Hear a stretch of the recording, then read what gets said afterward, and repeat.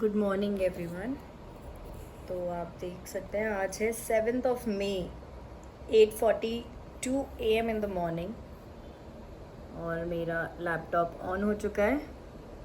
इसी के साथ मुझे एक थॉट जो है वो बॉदर करता है कि बच्चों से रिलेटेड, क्योंकि मैं अभी अपनी लाइफ के जिस फेज़ में हूँ उसमें मैं बच्चा ब्रॉटअप कर रही हूँ, एक छोटे बच्चे को पालन पोषण कर रही हूँ। उसी से रिलेटेड, उसी से जुड़े हुए विचार मेरे मन में आते हैं और मुझे लगता है कि हमें उन पर विचार व्यक्त करना ज़रूरी है और ये सारे टॉपिक्स हमें आपस में बैठ के बात करने चाहिए। तो जो टॉपिक मुझे बॉदर करता है वो ये कि जो छोटा बेबी है वो लोग जॉब करते हैं और छोटे बेबी को छोड़ के जाते हैं मेड के पास पूरे दिन। एक आई थिंक कुछ लोगों की तो मजबूरी हो जाती है कि उनके पास कोई है ही नहीं ना, हेल्प ही नहीं है, परिवार में भी कोई है नहीं who can give you time for the initial 3 years of bringing up of your child।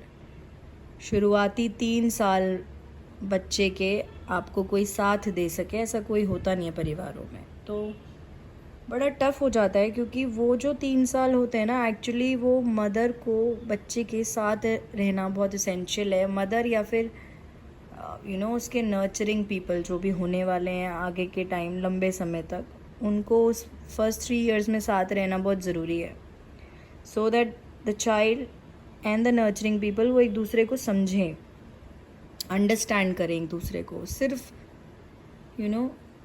सिर्फ डिसिप्लिन भी तो, या सिर्फ काम करते रहना, या सिर्फ जो ज़रूरत की चीज़ें हैं वो करना, या जो ज़रूरत की नहीं है उन्हें ज़रूरत बना देना और बच्चे से करवा लेना और उसको एक सक्सेसफुल इंसान बना देना। और ये मेंटली टुगेदर रहना सिर्फ बच्चे के केस में ज़रूरी नहीं है, हर रिश्ते में ज़रूरी है सस्टेन करने के लिए लॉन्ग रिलेशनशिप।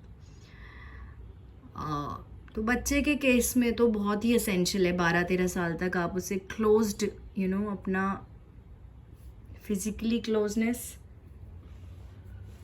आप रहें जब उसे आपकी ज़रूरत हो सामने उसके, और आपको ये समझ आए कब उसको आपकी ज़रूरत है तो आप अकॉर्डिंगली बर्ताव अपना दे पाएँ। जब उसको कुछ और ज़रूरत है आप कुछ और बर्ताव दे दें, ऐसा भी ना हो। तो पहले 3 साल तो बहुत बहुत ज़्यादा आवश्यकता होती है बच्चे को, क्योंकि उस 3 साल में ना आप उसे कुछ बना चुके होते हैं उसके साथ ना रह के, या किसी और को उसके साथ रख कर कुछ बना चुके होते हैं, आप बदल चुके होते हैं उसमें, जो आपको कभी महसूस नहीं होएगा बट वो उसके अंदर चला गया है, क्योंकि आप तो बिज़ी थे ब्रॉटअप करने में, आप बिज़ी थे जगल अप करने में, चीज़ों को करने में, बट आप 2 पल बैठ के शांति से महसूस नहीं कर पाए कि जो, क्योंकि वो 2 पल आपके पास थे ही नहीं, आप बहुत बिजी थे। तो I think we should focus, ये एक बड़ा साइकिल है जिस पे मैं बात कर रही हूँ। ये बड़ा साइकिल इसलिए है क्योंकि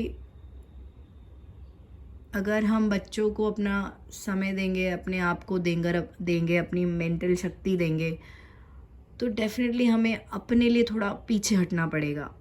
तो वो एक बहुत बड़ा साइकिल ब्रेक होगा अगर ये हुआ।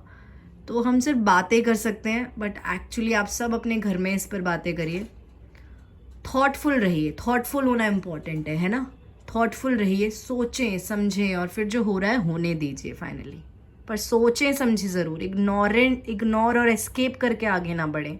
Be very very very strongly thoughtful about bringing up a child for the initial 10-12 years।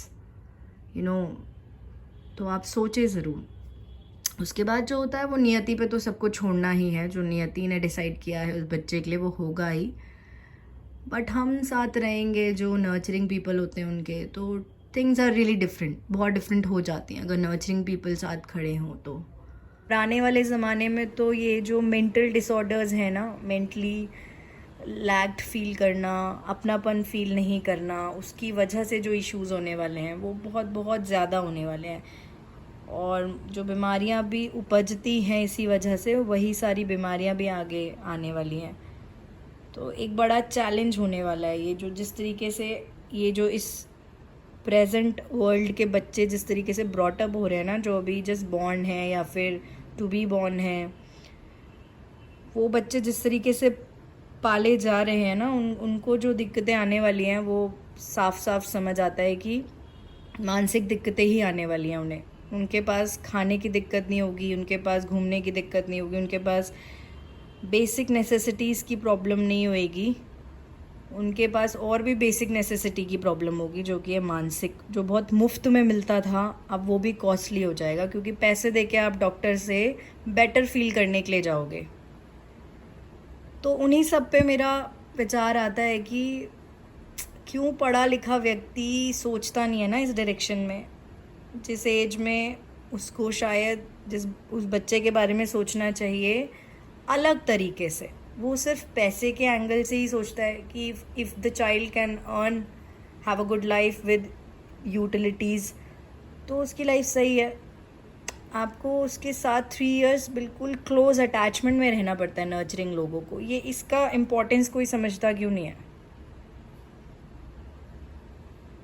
समझते नहीं है या फिर अवेयरनेस ही नहीं है।